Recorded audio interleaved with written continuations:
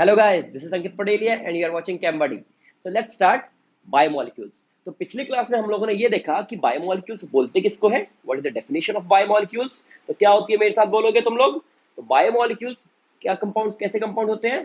These are optically active polyhydroxy aldehyde और ketones. Biomolecules are optically active polyhydroxy aldehyde और ketones और the compounds which on hydrolysis produces such compounds, which on hydrolysis produces such compounds। इसका क्या मतलब है, आज सीखेंगे।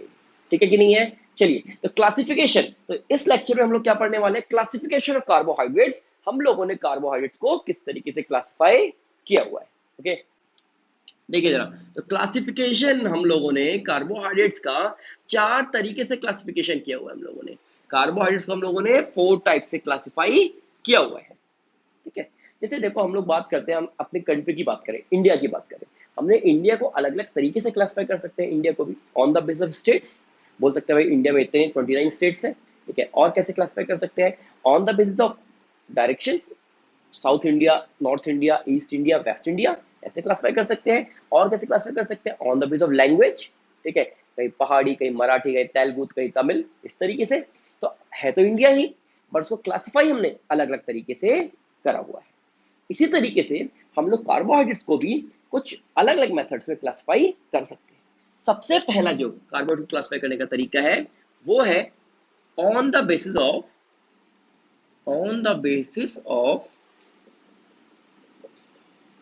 Number of carbon.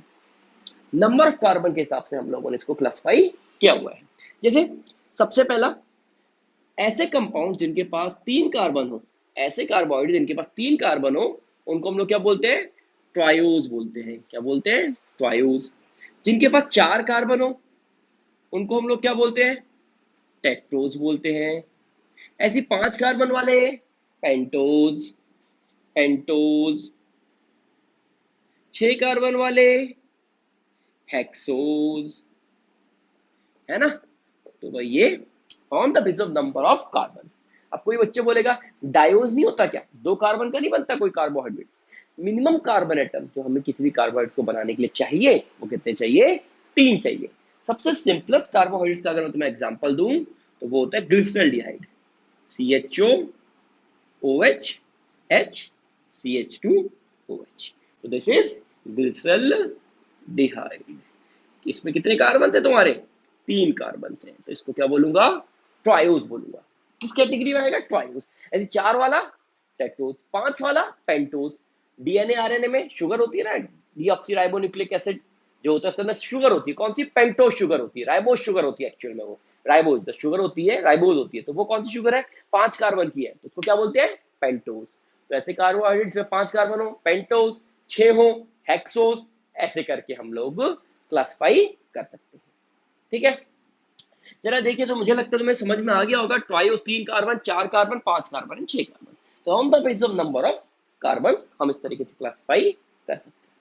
इसके बाद अगला जो क्लासिफिकेशन आता है वो है ऑन द बेसिस ऑफ, अभी मैं बताऊंगा, अभी अभी आगे और डिटेल में और एग्जांपल भी दूंगा इसका, इसके और एग्जांपल भी दूंगा। On the basis of functional group,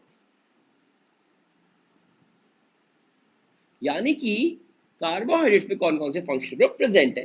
तो देखिए, 2 ही ग्रुप प्रेजेंट होते हैं। कार्बोहाइड्रेट 2 ही तरीके से एग्जिस्ट करता है, या तो उसके अंदर एल्डिहाइड ग्रुप होता है या उसके अंदर कीटोनिक ग्रुप होता है, या तो एल्डिहाइडिक या कीटोनिक। ऐसे कार्बोहाइड्रेट्स जिनके अंदर एल्डिहाइड होता है उसको हम लोग क्या बोलते हैं, एल्डोज। और जिनके अंदर कीटोन ग्रुप होता है उसको हम लोग क्या बोलते हैं, कीटोज। ठीक है, तो चलो अब कुछ एग्जांपल्स देखें इन दोनों के, कुछ और एग्जांपल्स देखें। तो मुझे लगता है दोनों के दोनों क्लियर हो गए, नोट कर लो।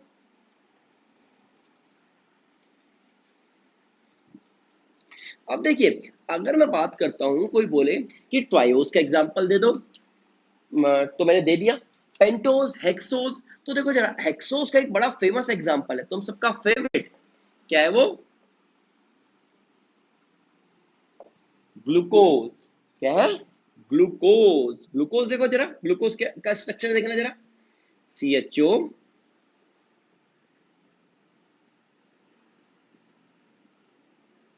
OH OH H OH। OH के अपोजिट H, OH के अपोजिट H, याद करवाया था ना पिछली क्लास में इसका फॉर्मूला। ये क्या होते हैं, यहाँ पे बीच में जो चीज होती है क्या होती है, नंबर ऑफ कार्बन होती है। कितने कार्बन हो गए, 4 5 6, 6 कार्बन वाला क्या कहलाएगा, हेक्सोज। इसका मतलब ग्लूकोज क्या होती है, एक हेक्सोज शुगर होती है।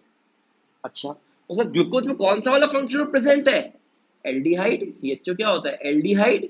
तो क्या ग्लूकोज को मैं मिक्स करके एल्डो हेक्सोज बोल सकता हूं क्या, क्या मैं ग्लूकोज को, क्या मैं एल्डो हेक्सोज बोल सकता हूं क्या, बोलिए। हेक्सोज 6 कार्बन वाली और एल्डिहाइड ग्रुप है CHO, तो एल्डिहाइड हो गए, तो ग्लूकोज क्या हो गई, एल्डो हेक्सोज हो गई है। ऐसी अगर मैं फ्रक्टोज की बात करूं, फ्रक्टोज, फ्रक्टोज का फॉर्मूला बनाओ यहाँ पे,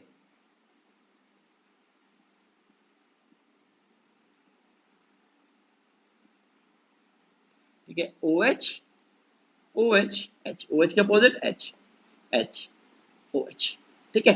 तो मुझे बताओ, ये तो एल्डो हेक्सोज हो गया था, ये क्या है, फ्रक्टोज है भाई, ये फ्रक्टोज। फ्रक्टोज और ग्लूकोज में एक बात कॉमन होती है क्या, दोनों के दोनों क्या होते हैं, दोनों के दोनों स्ट्रक्चरल आइसोमर्स होते हैं। दोनों का मॉलिक्यूलर फॉर्मूला सेम है, C6H12O6, दोनों का ही फॉर्मूला सेम होता है, पर दोनों का स्ट्रक्चर अलग है। देखो ये एल्डिहाइड, ये कीटोन, और बाकी ये कार्बन तो है ही, बीच वाले कार्बन है 1 2 3 4 5 6, 6 कार्बन, 6 कार्बन का मतलब एक्सोज। और क्योंकि कीटोन ग्रुप है तो क्या लिखूंगा, कीटो हेक्सोज। तो 6 कार्बन है तो कीटो हेक्सोज, अगर 6 कार्बन इधर है तो एल्डिहाइड है तो एल्डो हेक्सोज, कीटोन है तो कीटो हेक्सोज, ठीक है। तो बोलिए, तो क्या ये बात समझ में आती है, एग्जांपल समझ में आए, एल्डो हेक्सोज कब बोलेंगे, कीटो हेक्सोज कब बोलेंगे, तो ये हम लोगों ने बात की। नेक्स्ट पॉइंट पे आते हैं, तो देख लो, नोट कर लो इसको। अब ये नेक्स्ट पॉइंट है मेरा, वो है classification on the basis of, दो क्लासिफिकेशन हो गए, तीसरा क्लासिफिकेशन जरा समझना। अब तीसरे क्लासिफिकेशन के लिए हमें थोड़ा सा ना ऑर्गेनिक केमिस्ट्री की नॉलेज होनी चाहिए। On the basis of Tollens and Fehling's test, on the basis of Tollens and Fehling's test. अब देखिए, टॉलेंस और फैलेंक्स क्या होते हैं, मैं जरा शॉर्ट में इधर बता देता हूं, जिन बच्चों ने ऑर्गेनिक नहीं पढ़ी हुई है वो देख सकते हैं यहाँ पे। टॉलेंस और फैलेंक्स का एक तरीका होता है, जैसे मैंने तुम्हें बताया था कोई भी कंपाउंड को पता करने का, जैसे मैंने तुम्हें बताया था लास्ट क्लास में पीएच स्केल। पीएच स्केल क्या चीज पता लगाने का काम आता है, बोलो, ये पता लगाने के काम आता है कि कंपाउंड के अंदर एसिड है या बेस है, कंपाउंड एसिड है या बेसिक है, पीएच स्केल से पता चलता है। ऐसे ही कोई कंपाउंड एल्डिहाइड है या एल्डिहाइड नहीं है, वो कीटोन है या कीटोन नहीं है, ये पता लगाने के लिए क्या यूज करते हैं हम लोग, टॉलेंस एंड फैलेंक्स टेस्ट, ठीक है। तो ये टॉलेंस और फैलेंक्स टेस्ट क्या होते हैं, एल्डिहाइड और कीटोन्स के बीच में डिफरेंशिएट करने के काम आते हैं। ये टेस्ट एल्डिहाइड और कीटोन्स को डिफरेंशिएट करने के काम आते हैं। एक्चुअल में एल्डिहाइड ये टेस्ट पॉजिटिव देता है, एल्डिहाइड ये टेस्ट पॉजिटिव देता है, और कीटोन्स ये टेस्ट नहीं देते हैं, ठीक है। तो भाई देखो, कीटोन्स ये टेस्ट नहीं देते और एल्डिहाइड ये टेस्ट देते हैं। तो अभी के लिए बस इतना ध्यान रख लो, टॉलेंस और जो फैलेंक्स है ना, वो क्या है, तुम्हारे एल्डिहाइड और कीटोन्स का डिफरेंशिएट करने के लिए, या फिर मैं बोलूं एल्डिहाइड्स का पता लगाने के लिए होता है। अब हमें पता है तुम्हारे कार्बोहाइड्रेट के अंदर एल्डिहाइड ग्रुप होता है, तो इसका मतलब ऐसी चीजें जिनके अंदर एल्डिहाइड ग्रुप होगा वो क्या करेंगी, टॉलेंस टेस्ट देंगी, फैलेंक्स टेस्ट देंगी। तो टॉलेंस और फैलेंक्स एल्डिहाइड का कंफर्मेटरी टेस्ट होता है, ओके, कंफर्म करने के लिए एल्डिहाइड है कि नहीं है। अब यहाँ पे क्या बात है, यहाँ पे कैसे क्लासिफिकेशन है, तो देखना, अभी के लिए भाई इसकी definition examination point of view से बहुत ज्यादा इंपॉर्टेंट है, तो जरा ध्यान से समझो। सबसे पहला आता है, एक आता है रिड्यूसिंग शुगर, एक आता है रिड्यूसिंग शुगर, और एक होता है non reducing sugar, reducing sugar and non reducing sugar. Reducing sugars क्या होती है, ऑल, अच्छा, कार्बोहाइड्रेट्स को शुगर्स भी बोलते हैं। इसका मतलब क्या कार्बोहाइड्रेट सारी मीठी होती है, नहीं भाई नहीं, कुछ मीठी होती है कुछ मीठी नहीं होती है, यानी कि कुछ शुगर्स होती है कुछ नॉन शुगर्स होती है, ओके। रिड्यूसिंग शुगर्स क्या होती है, all those carbohydrates which reduces tolerance and failing test। अब reduces का मतलब क्या होता है, मतलब it will give टेस्ट, मतलब ये टेस्ट देगा। तो ऐसे कार्बोहाइड्रेट जो टॉलेंस और फैलेंक्स टेस्ट देते हैं उनको क्या बोलते हैं, रिड्यूसिंग शुगर बोलते हैं। रिड्यूस करने का मतलब वो टेस्ट पॉजिटिव देना, ठीक है। अच्छा, ऐसे कौन कौन से कार्बोहाइड्रेट्स हैं जो ये टेस्ट देते हैं, उसका एग्जांपल है ग्लूकोज, अच्छा फ्रक्टोज, गैलेक्टोज, ऐसा बोल दूं क्या ऑल मोनोसैकेराइड्स, सारे जितने भी मोनोसैकेराइड्स। अच्छा अभी बताता हूं मोनोसैकेराइड क्या होते हैं, अभी बताता हूं, अभी पता चलेगा। पहले बताओ क्या ये समझ में आ गया, रिड्यूसिंग शुगर्स कौन सी होती है, ग्लूकोज, फ्रक्टोज, गैलेक्टोज। ये एग्जांपल है रिड्यूसिंग शुगर का। अब एक के दिमाग में घंटी बजेगी, बोलेगा फ्रक्टोज कैसे आ गया, फ्रक्टोज तो कीटोनिक ग्रुप है, और आपने भी बताया ये टेस्टोएल्डिहाइड वाले देते हैं, तो फ्रक्टोज कीटोनिक ग्रुप कैसे है, ठीक है। अब भाई ये डाउट आ सकता है तुम्हारे दिमाग में, तो जरा समझना कि तुम्हारा फ्रक्टोज होता है ना, जब हम लोग ये टेस्ट करने जाते हैं तो हम पाउडर नहीं लेते, हम उस पाउडर को पानी के अंदर डालते हैं। जैसे ही फ्रक्टोज को पानी के अंदर डाला जाता है तो फ्रक्टोज अपने आप को चेंज कर लेता है, फ्रक्टोज इक्विलिब्रियम में आ जाता है, किसके साथ, मैनोज और ग्लूकोज के साथ, इनके साथ इक्विलिब्रियम में आ जाता है एक्चुअल में, ठीक है कि नहीं है। और इनके अंदर क्या होता है, एल्डिहाइड रिप्रेजेंट होता है, इसीलिए फ्रक्टोज के अंदर कीटोनिक ग्रुप है, फिर भी फ्रक्टोज टॉलरेंस टेस्ट दे रहा है, वो इसीलिए क्योंकि जब उसको हम इस सॉल्यूशन के साथ डालते हैं तो वो अपने आप को कन्वर्ट कर लेता है इन कंपाउंड्स में, ठीक है। इसीलिए फ्रक्टोज के अंदर कीटोनिक ग्रुप होने के बावजूद फ्रक्टोज एल्डिहाइड का भी टेस्ट दे रहा है, ठीक है, फ्रक्टोज कन्वर्ट हो जाता है तुम्हारा, ठीक है। अब वो कैसे होता है भाई, इसके लिए ना बहुत हाई लेवल, मतलब कि तुम्हें हाई लेवल क्या बोलूं, फिर बायोमोलिक्यूल्स को बहुत डिटेल में पढ़ना पड़ेगा, ठीक है। तो उतना डिटेल में भी जाने की जरूरत नहीं है, तुम समझ सकते हो कि it converts, it isomerises into these two compounds. बोलिए भाई समझ में आ गई क्या बात तुम्हारे। तो रिड्यूसिंग शुगर्स यहां से क्लियर होती है, रिड्यूसिंग शुगर्स किसको बोलते हैं हम लोग। अब बात करें नॉन रिड्यूसिंग शुगर्स की, कि नॉन रिड्यूसिंग शुगर्स क्या होती है, नॉन रिड्यूसिंग शुगर्स को देख ले जरा। तो जैसे नाम वैसा ही काम, नॉन रिड्यूसिंग शुगर्स क्या होंगी, बताओ तुम ही बताओ मुझे कि नॉन रिड्यूसिंग शुगर्स क्या होंगी। ऐसी शुगर्स, नॉन रिड्यूसिंग शुगर्स ऐसी शुगर्स होती हैं जो टॉलरेंस और फैलिंग टेस्ट नहीं देती हैं। तो ऐसी शुगर जो टॉलरेंस और फैलिंग टेस्ट ना दे वो सारी क्या होती है, नॉन रिड्यूसिंग शुगर होती है। अब बोले नॉन रिड्यूसिंग शुगर कौन सी होती है, एग्जाम्पल बता दो कोई, कि डेफिनेशन क्या बोली, टॉलरेंस और फैलिंग टेस्ट नहीं देते हैं, एग्जाम्पल बता दो, सुक्रोज, स्टार्च, सेलुलोज। कहाँ मिलता है स्टार्च, है ना, ये फूड, जो प्लांट्स होते हैं फूड जिस फॉर्म में स्टोर करते हैं स्टार्च की फॉर्म में करते हैं, ठीक है। सुक्रोज अपना शुगर उगर में मिलती है, ठीक है। और सेलुलोज प्लांट की सेल वॉल इसी से बनी हुई है। लो जीके का क्वेश्चन कर लो, जीके का क्वेश्चन है, जीके का क्वेश्चन क्या है, अबंडेंट कार्बोहाइड्रेट ऑन अर्थ, सबसे ज्यादा जो कार्बोहाइड्रेट अर्थ में पाया जाता है वो कौन सा है, सेल्यूलोज है। 95% चीजों में सेल्यूलोज पाया जाता है, इसका कंटेंट इतना ज्यादा होता है। तो cellulose the most abundant carbohydrates found on earth, क्योंकि हर एक प्लांट सेल वॉल का कंपोनेंट सेल्यूलोज होता है, और सोचो कितने ज्यादा प्लांट्स है दुनिया में, तो हर एक का कंटेंट क्या होगा, सेल्यूलोज, मतलब पूरी पूरी सेल वॉल जो होती है प्लांट्स की वो इसी की बनी हुई होती है, ठीक है। तो भाई ये है नॉन रिड्यूसिंग शुगर्स। इसको याद करने का एक तरीका बता देता हूं, एग्जांपल याद करने का, एस एस सी, याद है एस एस सी, एग्जाम होता है गवर्नमेंट एग्जाम एसएससी। बहुत सारे लोग 12th के बाद की तैयारी करने की सोच रहे होंगे, ऐसा बिल्कुल मत कर लेना, बर्बाद हो जाओगे एसएससी की तैयारी करते हुए। एसएससी, स्टार्च, सुक्रोज, सेल्यूलोज, खत्म बात, सिंपल, याद हो जाएंगे एग्जांपल नॉन रिड्यूसिंग के। इसके अलावा जो भी आ जाए रिड्यूसिंग कर देना, ठीक है। जो भी तुम्हारे 12th सीबीएसई में जो भी एग्जांपल पूछ ले, एमसीक्यू का एक जबरदस्त क्वेश्चन बन सकता है ये एमसीक्यू के लिए एक जबरदस्त क्वेश्चन बन सकता है। तुमसे पूछे इनमें से कौन सी रिड्यूसिंग है कौन सी नॉन रिड्यूसिंग है, ये तीन आंखों के सामने चमकेंगी तो क्या बोलोगे, नॉन रिड्यूसिंग। इसके अलावा जो भी एग्जांपल आ जाए रिड्यूसिंग मार देना, ठीक है। मैं ऐसा नहीं बोल रहा, सुन लो भाई सुन लो ध्यान से, तुम तो रूल ही बना बैठोगे। मैं ऐसा नहीं बोल रहा कि इन तीनों के अलावा जितनी भी होती सारी रिड्यूसिंग होती है, मैं ऐसा बिल्कुल नहीं बोल रहा। मैं ऐसा बोल रहा हूँ कि हमारे लेवल में जो भी एग्जाम्पल पूछा जाएगा उसके लिए तुम ऐसा कर सकते हो।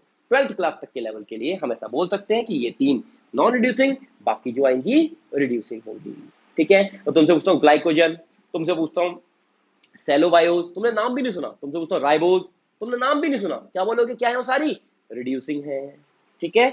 और ये क्या हो गई, नॉन रिड्यूसिंग हो गई। बोलो भाई समझ में आ गया क्या रिड्यूसिंग नॉन रिड्यूसिंग समझ में आ गया? क्या अब कोई डाउट है? क्या अब कोई डाउट रह जाएगा कभी भी तुम्हारी जिंदगी में? क्लियर सारी बातें? चलो तो मैं इसको मिटा देता हूं। अब देखें जरा, अब जो चौथा क्लासिफिकेशन है वो कौन सा है? चौथा क्लासिफिकेशन हमारा कौन सा है वो देख सकते हो। चौथा है ऑन द बेसिस ऑफ, ये बड़ा इंपॉर्टेंट है ना, चौथा थोड़ा बड़ा सा था इसलिए लास्ट में ले आया मैं इसको। On the basis of degree of hydrolysis, on the basis of degree of hydrolysis. यानी कि मतलब क्या है हाइड्रोलिसिस का? मतलब क्या, पहले तो ये समझ लो, पहले तो समझ लो वर्ड लिसिस का मतलब क्या होता है। लिसिस, लिसिस का मतलब होता है ब्रेकेज, तोड़ देना, तोड़ देना। तो हाइड्रो का मतलब पानी, लिसिस का मतलब ब्रेकेज। हाइड्रो का मतलब पानी, लिसिस का मतलब ब्रेकेज। तो breakage of bonds with the help of pani, breakage of bonds with the help of water, breakage of bond with the help of water is known as hydrolysis. ठीक है, मैं बोल दूं अंकित लिसिस, यानी कि अंकित को तोड़ दो, ठीक है कि नहीं है? तो breakage of bond with the help of Ankit, Ankit को नहीं तोड़ना, breakage of bond with the help of Ankit is known as Ankit lysis. ठीक है, मेरी हेल्प से बॉन्ड टूट जाए। Electrolysis, breakage of bond with the help of electricity, जिसके आगे भी लिसिस लग जाए इसका मतलब उसकी हेल्प से हम बॉन्ड को तोड़ रहे हैं। तो हाइड्रोलिसिस का मतलब क्या हुआ? Breakage of bonds with the help of water. इसका मतलब अगर किसी चीज को पानी के अंदर डालेंगे तो अगर वो चीज टूट जाती है तो मैं क्या बोलूंगा? उसका क्या हो गया है? हाइड्रोलिसिस हो गया है।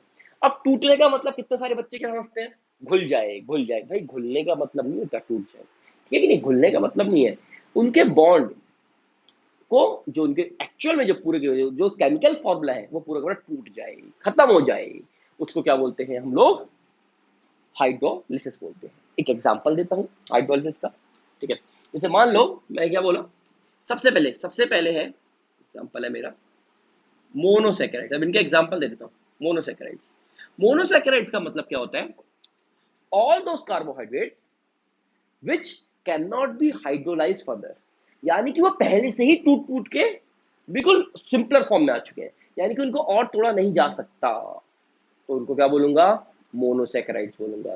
तो मोनोसैकेराइड्स का मतलब ऐसे कार्बोहाइड्रेट जिनको मैं हाइड्रोलाइज नहीं कर सकता, वो पहले से ही अपनी मिनिमम फॉर्म में आ चुके हैं, अब हमारी बॉडी उनको ऐसे ही एक्सेप्ट कर लेगी। कौन कौन से वो एग्जांपल? ग्लूकोज, फ्रक्टोज, गैलेक्टोज, ठीक है, राइबोज, लिखते रहो, इतना काफी है। ठीक है, तो ये सारी के सारी क्या हो गए? मोनोसैकेराइड्स हो गए। अगले आते हैं ओलिगोसैकेराइड। अगले क्या आते हैं? ओलिगोसैकेराइड। क्या होते हैं जी ओलिगोसैकेराइड? ऐसे कार्बोहाइड्रेट्स, ऐसे कार्बोहाइड्रेट्स जिनको तोड़ने पर मुझे क्या मिले? लिख दूं क्या? 2 to 10 यूनिट्स ऑफ मोनोसैकेराइड्स मिले। क्या मिले? 2 to 10 यूनिट्स ऑफ मोनोसैकेराइड्स मिले।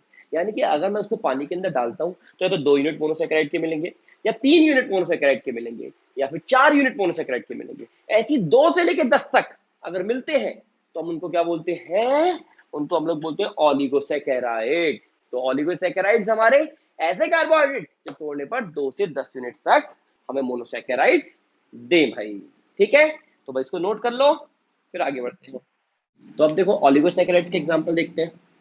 ओलिगोसैकेराइड्स का अगर मैं एग्जांपल की बात करूं तो यार जो ओलिगोसैकेराइड्स है वो भी 2-3 टाइप्स के होते हैं, क्योंकि मैंने क्या बोला? 2-3 टाइप्स के, पूरे पूरे 7-8 टाइप्स के हो गए। जो 2 से 10 यूनिट्स, ऐसे कार्बोहाइड्रेट्स जो 2 से 10 यूनिट्स मोनोसैकेराइड्स दें उनको हम लोग ओलिगोसैकेराइड्स बोलते हैं। इसका मतलब इसके भी टाइप्स होते हैं, एक होता है डाइसैकेराइड,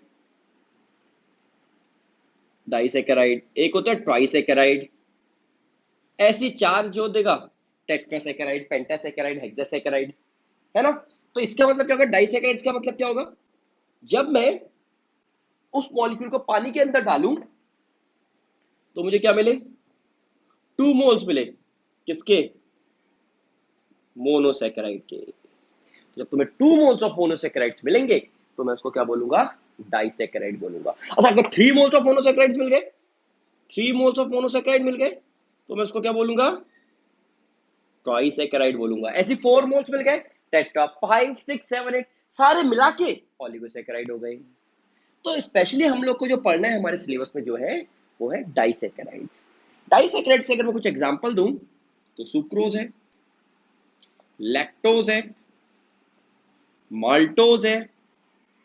तो भाई ये सारे के सारे इनको हम डिटेल में भी थोड़ा थोड़ा पढ़ेंगे। अच्छा, सुक्रोज को अगर तोड़ता हूं तो देखो एग्जांपल देखो, सुक्रोज को जब मैं पानी के अंदर डाल के जब इसको तोड़ता हूं तो तुम्हें पता है क्या मिलता है? Glucose plus fructose. तो यार एक बात बताओ, तुम सुक्रोज को पानी के अंदर डालो, सुक्रोज क्या था? डाइसैकेराइड। तो डाइसैकेराइड्स क्या होते हैं? जो दो मोनोसैकेराइड्स दे। तो हो गया ना सुक्रोज, सुक्रोज को पानी के अंदर डाला तो मुझे क्या मिल गया? दो मोनोसैकेराइड्स मिल गए। तो मैं सुक्रोज को क्या बोल सकता हूँ?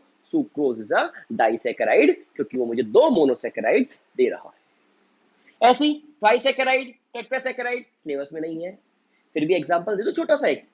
ट्राइसैकेराइड का एग्जांपल था रेमनोज, रेमनोज।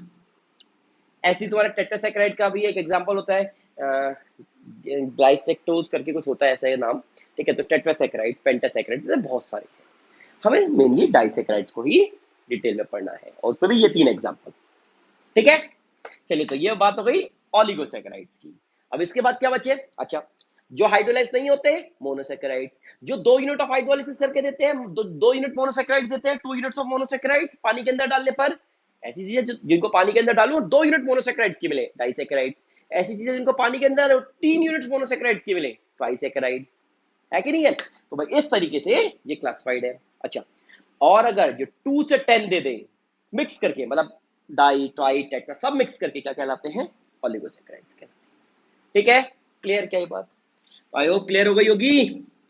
चलिए भाई, तो लास्ट पढ़ ले, लास्ट बस बस बस खत्म करने वाला हूं, बस क्लास भाई खत्म होने वाली है, थोड़ी देर बस बैठ के आराम से, बस खत्म होने वाला भाई। आखिरी आखिरी पढ़ रहे हैं last, on the base of degree of hydrolysis, वही चल रहा है, वही मिटा दिया गलती से। तो तीसरा है पॉलीसैकेराइड्स, वो डिग्री ऑफ हाइड्रोलिसिस वाली हेडिंग के अंदर है। ये डिग्री ऑफ हाइड्रोलिसिस के अंदर तीसरा क्या है? Polysaccharide, polysaccharide.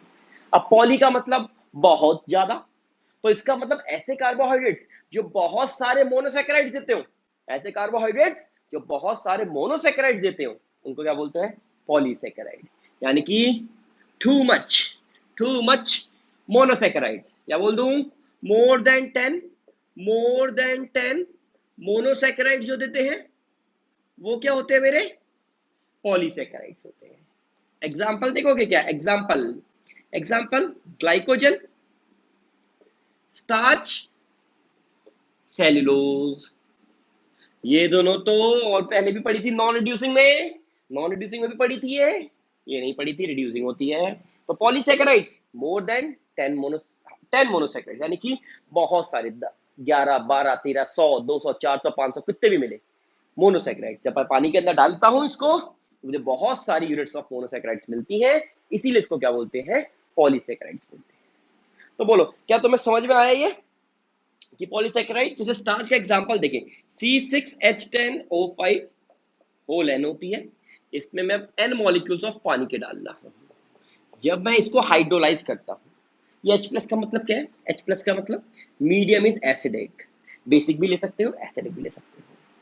एसिडिक, हल्का सा एसिडिक करना जरूरी होता है ताकि रेट ऑफ रिएक्शन बढ़ जाए, ताकि रिएक्शन तेजी से हो जाए। काइनेटिक्स में बताया था ना, रेट ऑफ रिएक्शन, रिएक्शन को तेज करने के लिए हल्का सा हम क्या डालते हैं यहाँ पे? कैटलिस्ट की तरह काम करता है H+ आयन।